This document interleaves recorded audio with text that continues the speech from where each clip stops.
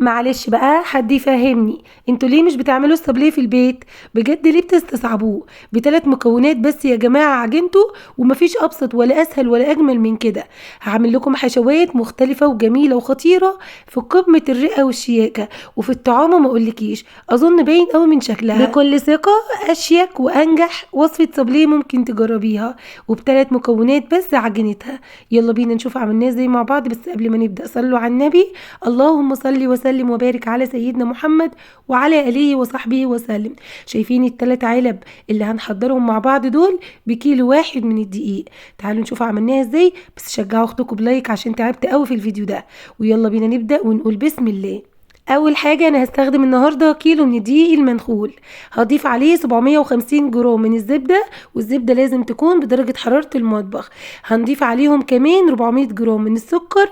ويا جماعه كله بيتحط فوق بعضه، يعني ما بنحتاجش ان احنا نضرب السكر مع الزبده ولا الكلام ده خالص. وبعدين بقى تبداي تعجني كويس قوي. كمان لو تستخدمي العجان برضو هتضيفيهم في العجان مع بعض بالشكل ده، وبيخلص معاكي ما شاء الله في 3 دقايق. انا سرعت الفيديو على قد ما اقدر علشان اجيب لكم كل التفاصيل في فيديو واحد، وما خليش يعني الفيديو على اجزاء. فاهمين قصدي؟ تسيح الشوكولاته والصوصات اللي سالتوني عليها وكل حاجه هعملها لكم فيديو واحد. بصوا ده كده شكل العجينه. يلا بينا بقى نبدا التشكيل ونقول بسم الله. في الاول بجيب كده كيس بلاستيك وبحط عليه جزء من العجينه، وبفرش فوقيه برضو كيس بلاستيك. عندك بقى القطاعات اللي هي اللي بتاعه السابليه بتاعه البسكوت، القطاعات النجمه، قطاعات دواير. لو ما عندكيش خالص بغطيان الازايز هوريكي دلوقتي هعمل ايه. هنشكل بقى نقطع كده. هنقطع كام واحده مدورين سلام وكام واحده مفرغين. القالب ده انا جايباه من عند مستلزمات الحلواني، بيكون فيه ناحيه قلب وفيه ناحيه دايره. فعملت كام واحده دايره سلام زي ما هما، وكام واحده فتحت فيهم القلب من النص، علشان لما نحط فيها صوص شوكولاته كده يكون باين ويكون شكله قمر قوي. اعملي بقى اشكال كتير كده وتسلي والعبي كده انتي والولاد، علشان لما نيجي نخلص التسويه نقعد بقى نشكل براحتنا. فالشكل اللي يجي على بالك اعمليه. عندي كمان الشكل القلب ده عملت منه شويه حلوين اهو، وفي ورده كمان فرختها. في بقى اشكال من دي كتيره جدا. وطلعي بقى كل القوالب السيليكون اللي موجوده عندك في البيت علشان هنستخدمها النهارده. اي قالب اي شكل ممكن تقدري تعملي بيه سابليه ويكون شكله حلو قوي.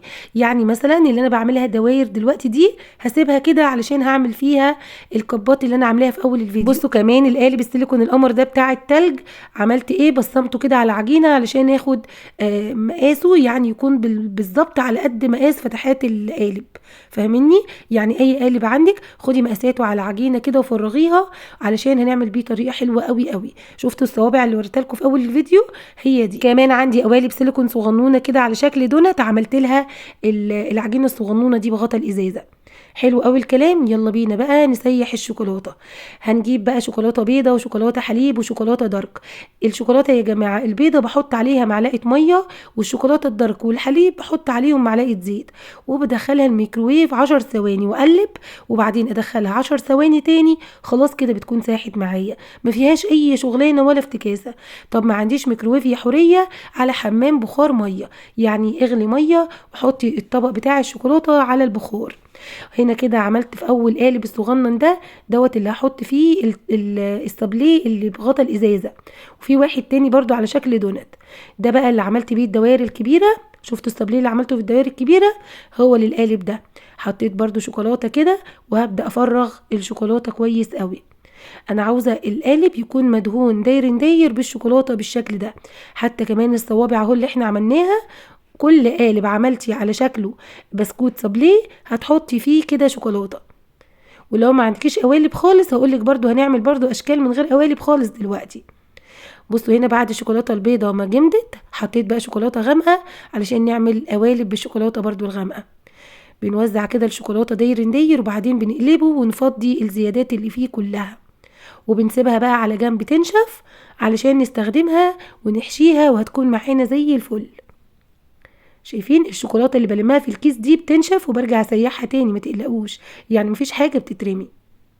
عندي كمان القوالب الصغنطوطه الكيوت دي على شكل دونت، برضو عامله لها بسكوت كده بغطا الازازه، صابليه يعني بغطا الازازه، فهنستخدمها برضو وهنحشيها.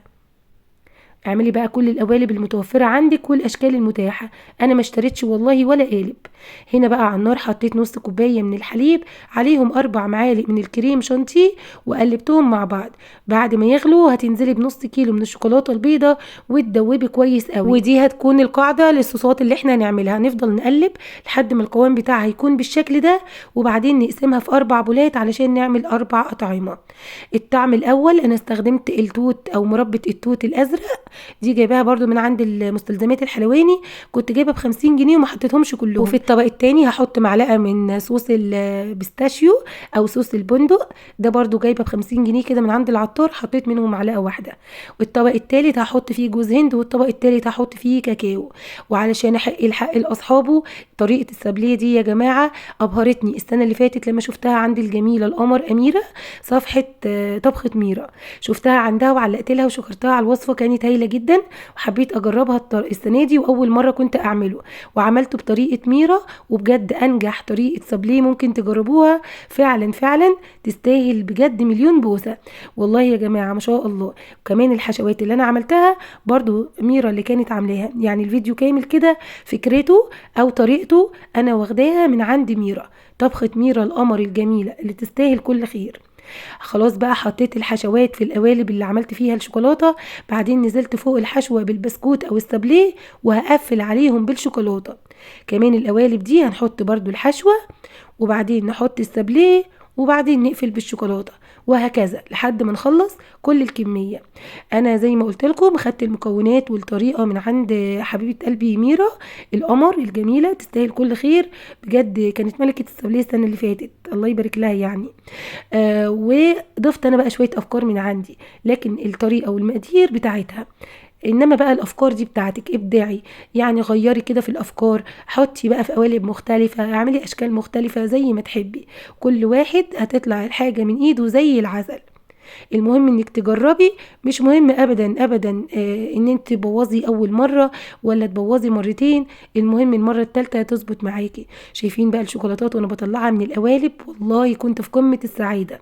النور قطع عليا هنا بس ما يئستش وكملت.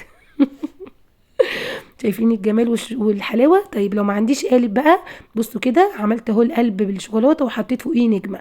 طيب دي كمان برضو من غير قالب، ضميت بسكوتين مع بعض وحطيتهم كده، لزقتهم وحطيتهم في الشوكولاته من غير قالب اهو. انا برضو لزقت قلبين مع بعض وبعدين غلفتهم بالشوكولاته، وفي الاخر بقى بنزينها بخطوط من الشوكولاته.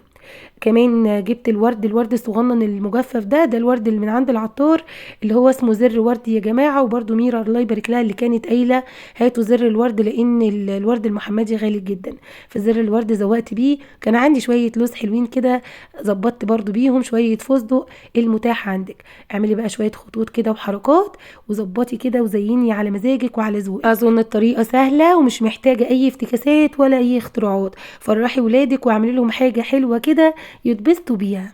بصوا بقى الجمال والقمر، شايفين الحشوه من جوه عامله ازاي، تجنن بسم الله ما شاء الله. يلا بينا نقول الدعاء. اللهم يا مسهل الشديد، ويا ملين الحديد، ويا منجز الوعيد، ويا من هو كل يوم في أمر جديد، اخرجنا من حلق الضيق إلى أوسع الطريق، بك ندفع ما لا نطيق، ولا حول ولا قوة إلا بالله العلي العظيم. وصلى اللهم وسلم على سيدنا محمد وعلى آله وصحبه وسلم. حبايب قلبي، من لا يشكر الناس لا يشكر الله. أحب أشكرك يا ميرا من هنا، وأعملوا لها منشن كتير قوي بشكروها انتوا كمان، بجد الوصفة هايلة وممتازة. أنا مش بتاعت حلويات يا جماعة، بس جت قدامي صفقة حلويات. انتوا عارفيني انا مش بتاعه حلويات، لكن بحب اتعلم واحب اجرب واحب اغامر واعرف كل حاجه. بفضل الله الوصفه ممتازه، ولو اول مره تعمليها هتطلع معاكي ناجحه مليون في الميه. شجعوني بلايك للفيديو علشان بجد تعبت فيه جدا. بحبكم جدا في الله، استنوني في فيديو جديد ان شاء الله. كانت معاكم حوريه، والسلام عليكم ورحمه الله وبركاته.